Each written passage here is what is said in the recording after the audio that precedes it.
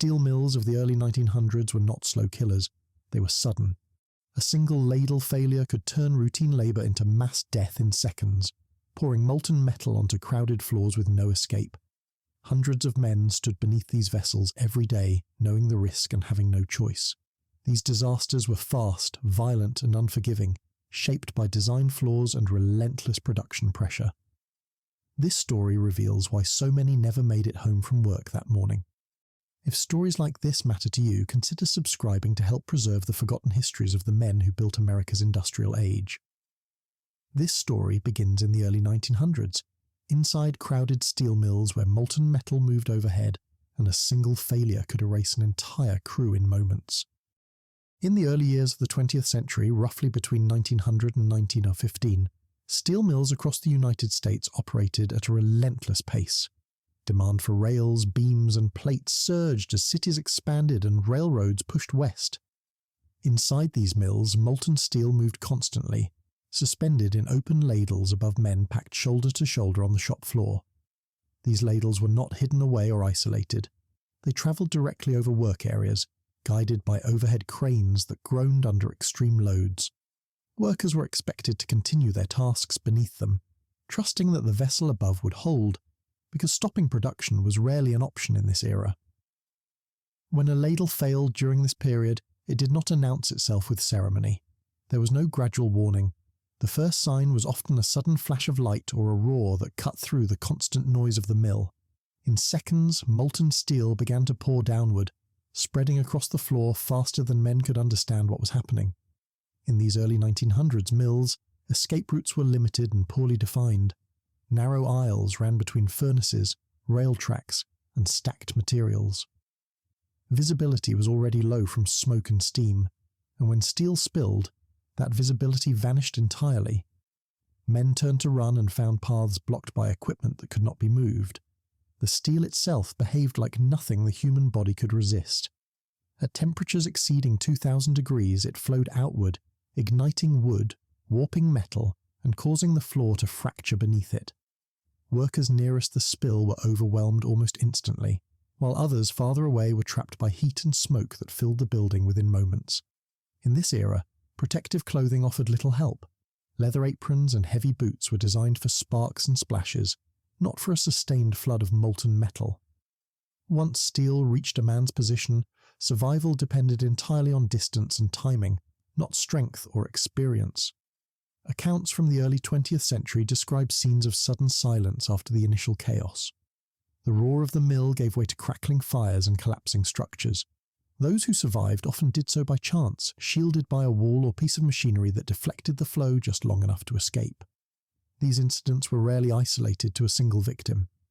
In the years before modern safety standards, a single ladle failure could kill or injure dozens in one shift.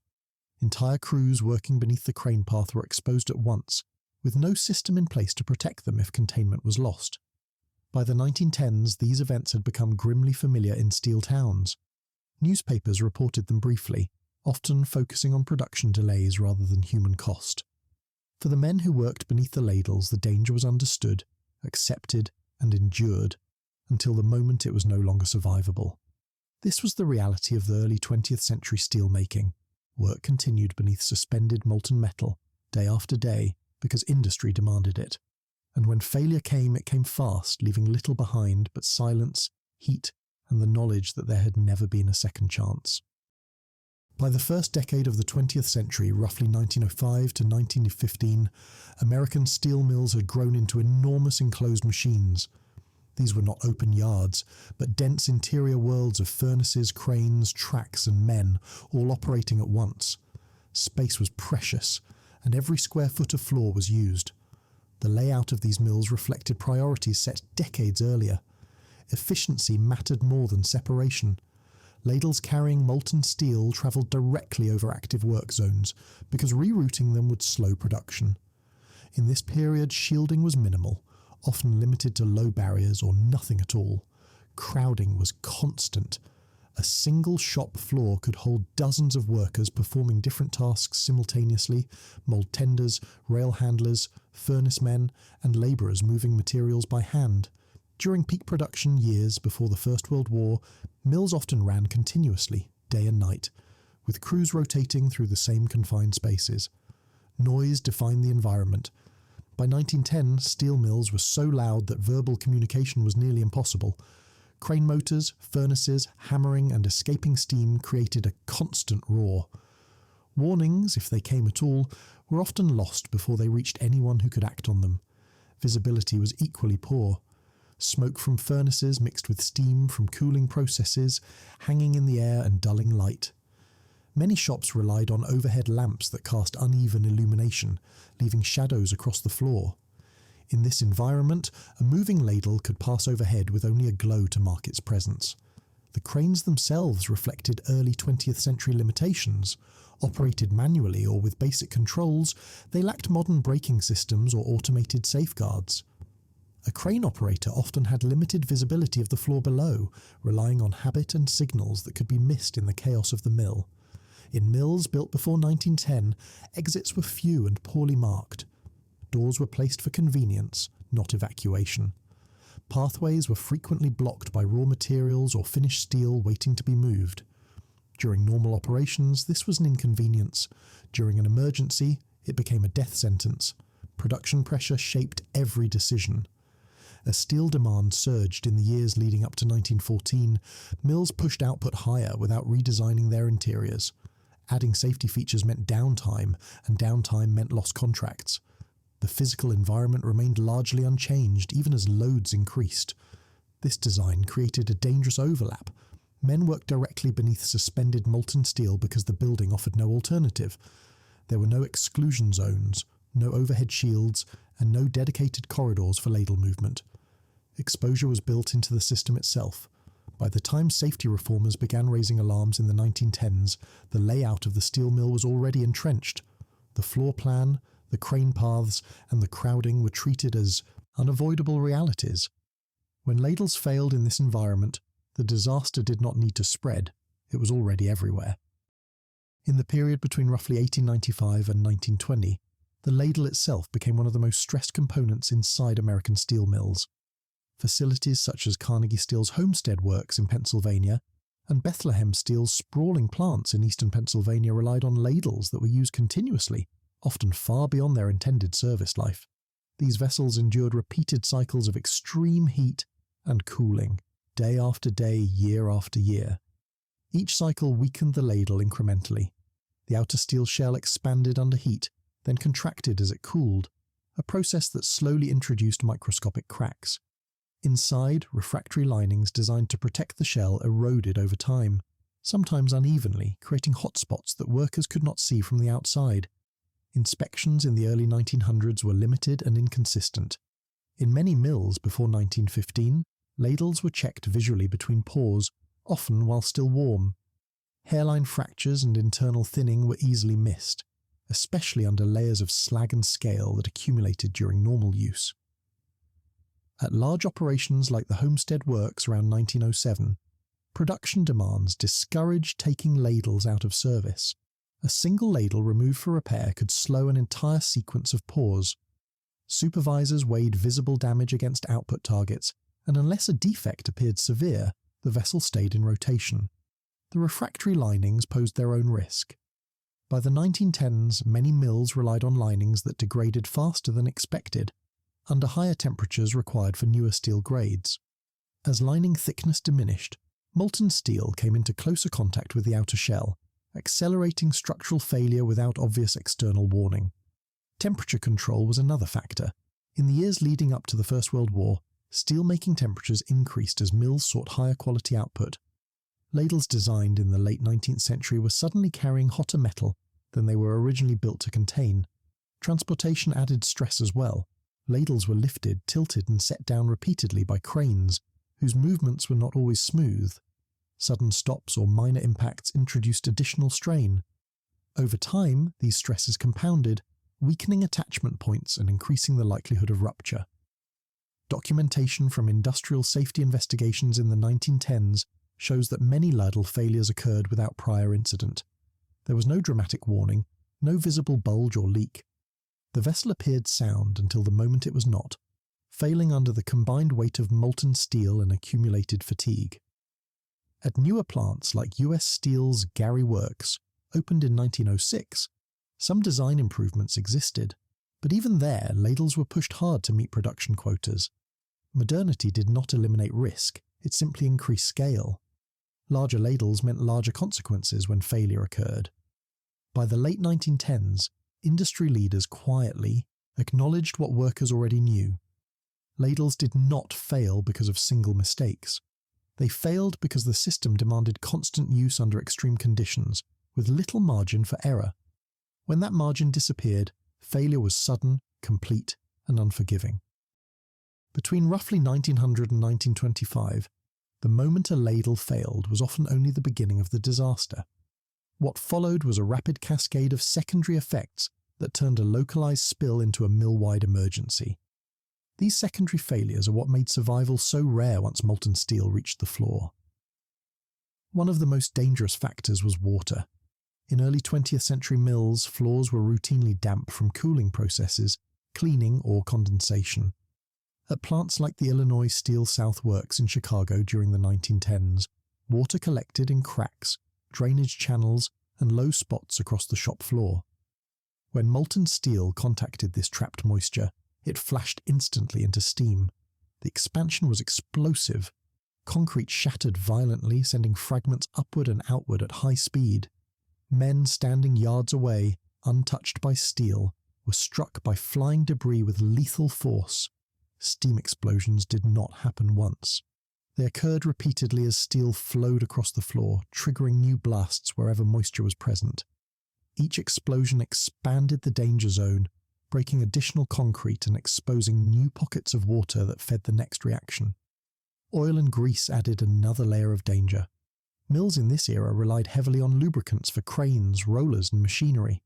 By the 1900s, oily residues coated floors, pits, and equipment bases. When molten steel reached these areas, ignition was immediate. Fires spread rapidly through wooden platforms, tool handles, and temporary structures still common in mills before the 1920s. At facilities like the Jones and Laughlin mills in Pittsburgh during the 1910s, fire often moved faster than steel, cutting off escape routes before men could reach exits. Slag pits were another hidden threat. These pits, used to collect waste material, often contained residual moisture or combustible debris. When molten steel spilled into them, violent eruptions followed, throwing molten material back into the air and widening the area of exposure. Overhead equipment also became unstable. Steel beams and crane rails exposed to sudden extreme heat expanded unevenly. In some documented incidents from the 1910s, crane rails shifted or dropped, causing suspended loads to fall into already chaotic conditions. Ventilation systems failed under these combined stresses. Fans and ducts warped or lost power, allowing heat and smoke to accumulate. In enclosed mills built before 1920, this created suffocating conditions that incapacitated workers long before flames reached them. Electrical failures compounded the danger. Wiring insulation melted, plunging entire sections of mills into darkness. With visibility already poor, workers lost orientation completely. Panic was not required for tragedy. Disorientation alone was enough. By the time the steel stopped moving, the disaster had multiplied far beyond the original ladle failure. What began as a single point of rupture became a chain reaction, involving steam, fire, collapse, and suffocation. In the early 20th century, mills were full of these hidden accelerants, and when molten steel escaped, they all ignited at once. By the 1910s, survival during a molten steel spill depended less on strength or experience than on pure position. Once steel escaped, the environment removed choice almost immediately. Men did not decide how to react. They were overtaken by conditions that allowed no time for judgment. Reaction time was swallowed by noise. In mills operating before and during the First World War, sound levels were constant and overwhelming. At places like the Lackawanna Steel Company works in New York around 1912, crane motors, furnaces, and hammering drowned out any shouted warning before it could reach more than a few feet. Vision failed just as quickly. Even under normal conditions, smoke and steam limited visibility. When molten steel spilled, light sources were obscured by vapor and airborne debris, leaving workers unable to see exits that might have been close enough to reach. Layout made matters worse. Steel mills built in the late 19th century were not designed for evacuation. Aisles curved around furnaces and equipment, dead-ended at storage zones, or narrowed unexpectedly, turning movement into confusion once panic set in. Many workers were hemmed in by their tasks. Moulders stood in pits. Labourers worked between rails. Furnace crews were positioned where they could not simply turn and run without climbing or manoeuvring around fixed obstacles. Heat advanced faster than bodies could move. Even men who attempted to flee immediately encountered air so hot it burned lungs with each breath. Clothing offered no protection against radiant heat that overwhelmed the body before flames arrived. In some mills during the 1900s, escape routes passed beneath crane paths. When a ladle failed, those routes became the most dangerous places to be. Steel flowed downward along the same paths men had relied on to leave the floor. Others were trapped by instinct. Workers looked for familiar exits they used daily, only to find them blocked by fallen material or warped frames. Seconds spent searching for a known door were often the seconds that ended survival. Communication collapsed early. Hand signals were useless in smoke. Whistles were indistinguishable from machinery. Once conditions deteriorated, each man acted alone, without guidance or coordination. Some survivors later described reaching safety by accident rather than intent. A wall deflected steel. A stairwell stayed intact long enough to climb. A turn taken without thinking led away from the flow instead of into it. Those who did not survive often never saw the steel that killed them. Heat exhaustion, suffocation, and collapsing structures claimed men who believed they were still clear of danger. Distance from the spill did not guarantee safety. By the time rescue crews could approach, paths were gone and conditions remained lethal. Survival had already been decided within the first moments. In early 20th century steel mills, once molten steel escaped containment, escape itself became the rarest outcome of all. In the years leading up to the First World War, roughly 1905 to 1918, steel production in the United States was driven by unprecedented demand. Railroads expanded, cities rose, and military contracts loomed. Inside mills owned by companies like US Steel and Carnegie Steel, output targets became the measure of success, often outweighing concerns that slowed production. Management culture reflected this pressure. Superintendents were rewarded for tonnage moved, not hazards avoided. Delays caused by inspections or equipment downtime were viewed as financial threats, especially during peak years when contracts were won or lost by delivery speed. Safety committees existed in name at some large mills by the 1910s, but their authority was limited. Recommendations could be ignored if they interfered with schedules. In many plants, especially before 1915, workers had little leverage to demand changes that reduced exposure beneath ladle paths. Unions were present but uneven in strength. The Amalgamated Association of Iron and Steel Workers had influence in certain regions, yet many mills resisted unionization aggressively. In these environments, speaking out about unsafe conditions risked dismissal, blacklisting, or reassignment to even more dangerous tasks. Production quotas shaped daily behavior. Crews learned that stopping work for perceived risks invited scrutiny. A ladle that appeared worn but had not yet failed was often kept in service. The logic was simple. If it held yesterday, it would likely hold today. This mindset extended upward. Corporate leadership in the early 1900s often viewed accidents as unavoidable costs of industrial progress. Fatalities were recorded, compensated quietly, and folded into annual reports without prompting structural change. Investigations after serious incidents sometimes confirmed what workers already knew. Reports cited fatigue, overloaded equipment, and insufficient safeguards. Yet recommendations were implemented slowly, if at all, especially during periods of high demand such as the years just before American entry into the war in 1917. Training reflected similar priorities. New hires were often placed on the floor after minimal instruction, learning hazards through observation rather than formal guidance. Inexperienced workers stood beneath ladles because that was where the job required them to be, not because they understood the risks.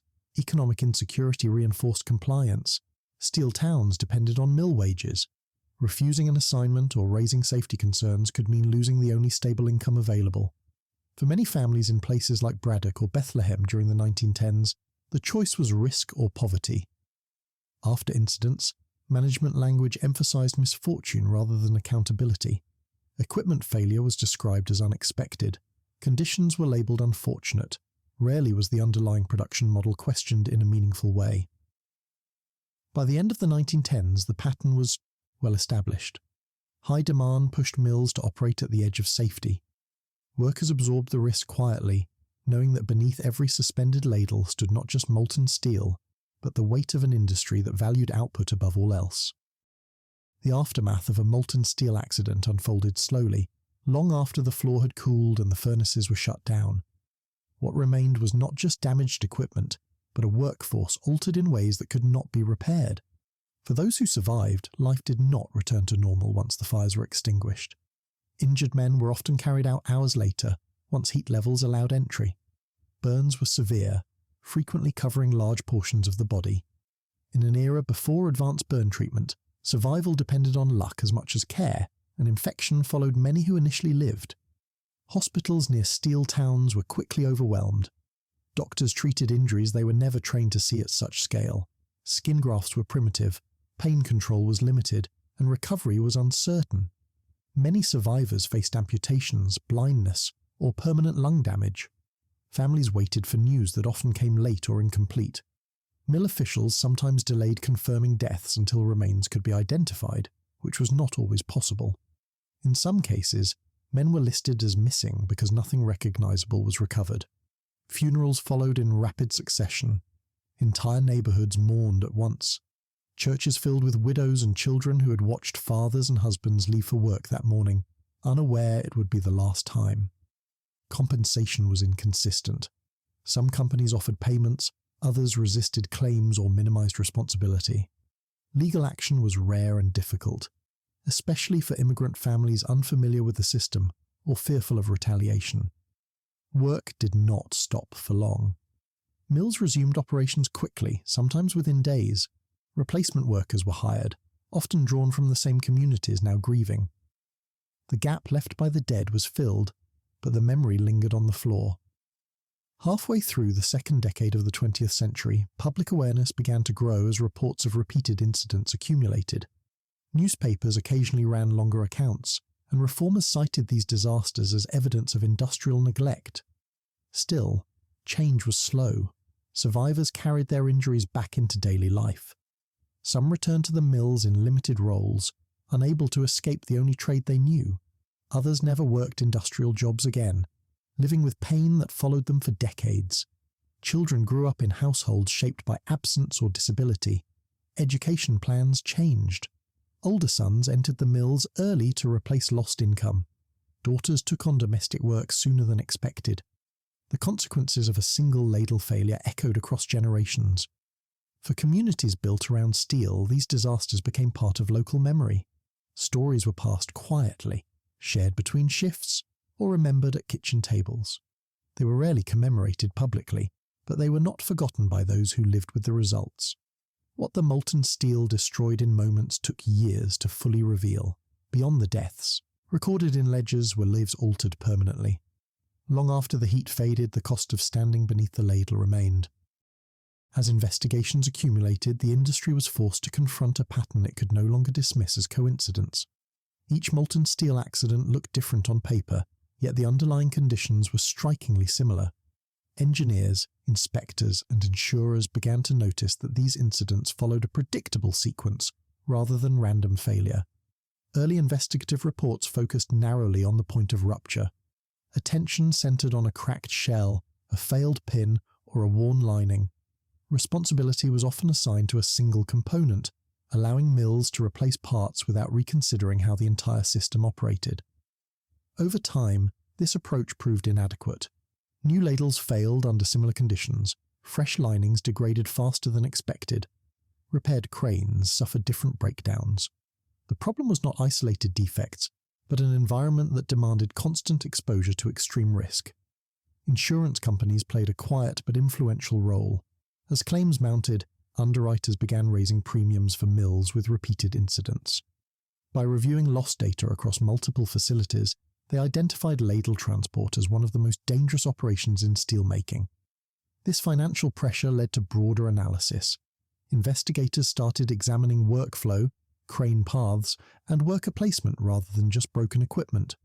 They documented how molten steel routinely travelled above occupied spaces because mills had been built that way from the beginning.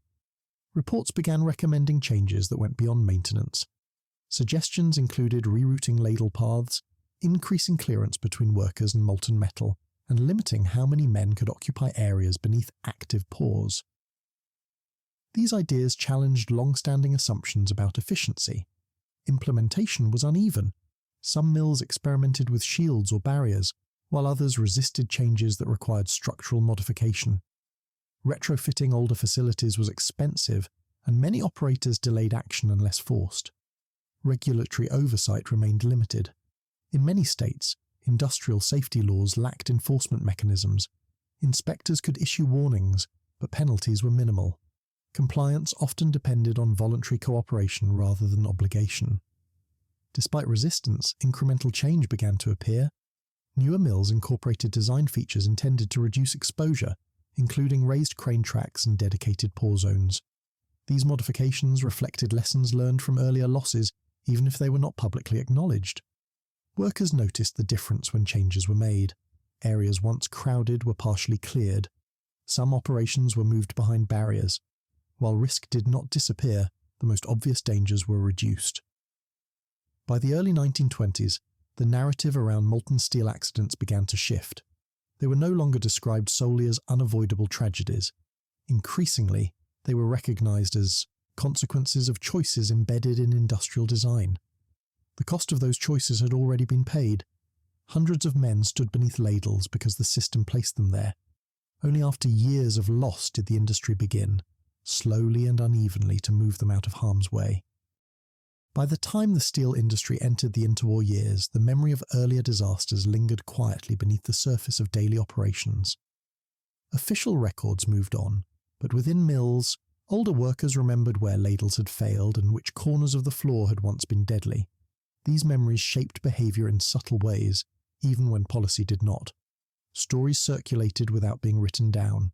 New hires were warned informally about certain crane paths or positions to avoid during pause. Advice passed from worker to worker carried more weight than posted notices, because it was rooted in lived experience rather than management instruction. In some mills, informal adaptations emerged. Crews learned to cluster less densely during transfers. Certain tasks were paused briefly when ladles passed overhead, not by rule, but by habit. These pauses were small acts of self-preservation, rather than sanctioned safety measures. Technological change arrived unevenly. Improvements to refractory materials reduced some failures, but did not eliminate risk. Crane mechanisms became marginally more reliable, yet still relied heavily on operator judgment. The fundamental exposure remained: molten steel moving above human bodies. Public memory of these incidents faded quickly outside steel towns. National attention focused on production, labour disputes, and economic shifts rather than individual workplace tragedies. Without sustained scrutiny, momentum for reform slowed. Within families, however, the effects persisted. Injured workers aged faster than their peers. Chronic pain limited mobility. Respiratory damage shortened lives. These consequences rarely appeared in statistics, yet they shaped communities long after the accidents themselves. As decades passed, mills modernized selectively. New sections were built alongside older structures, creating contrasts in safety conditions within the same facility. Workers could see which areas reflected lessons learned and which remained relics of earlier priorities. Younger workers sometimes questioned practices older men accepted as inevitable. Conversations shifted gradually, from resignation to cautious critique. The idea that danger was simply part of the job began to erode, even if alternatives were not yet fully realized. By the mid-20th century, industrial safety had become a topic of broader discussion. Standards bodies formed. Research into occupational hazards expanded. Yet these advances rested on foundations laid by earlier loss, much of it undocumented and unacknowledged. The men who had stood beneath ladles in previous decades rarely saw these changes as victories. For many, they arrived too late.